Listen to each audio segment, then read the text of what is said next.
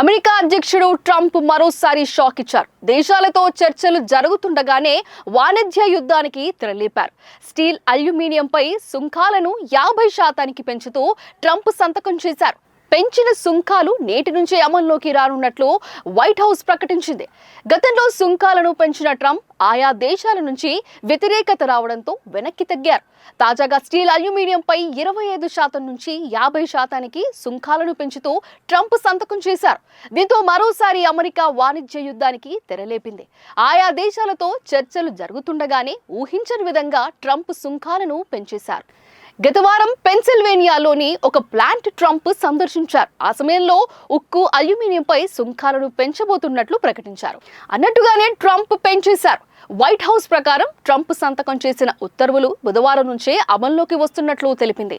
తాజా నిర్ణయం వాణిజ్య భాగస్వాములతో ఉద్రిక్తలను పెంచే సూచనలు కనిపిస్తున్నాయి. ఇప్పటికే ప్రతీకారం తీర్చుకోవడానికి సిద్ధంగా ఉన్నట్లు యూరోపియన్ యూనియన్ ఇప్పటికే హెచ్చరించింది. ట్రంప్ రెండోసారి అధికారంలోకి వచ్చిన దగ్గర నుంచి పరిపాలనలో దూకుడుగా వెళుతున్నారు. మిత్ర దేశాలతో సహా శత్రు దేశాలపై కూడా భారీ సుంకాలను పెంచేశారు. దీంతో స్టాక్ మార్కెట్లు ఘోరంగా దెబ్బతిన్నాయి. భారీ నష్టాలు చవిచూడడంతో సుంకాల పెంపును ట్రంప్ వాయిదా వేశారు. ఓవైపు ఆయా దేశాలతో చర్చలు జరుగుతుండగా మరోసారి అమాంతంగా సుంకాలను పెంచేశారు. తాజా పెంపు నిర్ణయంపై దేశాల స్పందన ఎలా ఉంటుందో చూడాలి.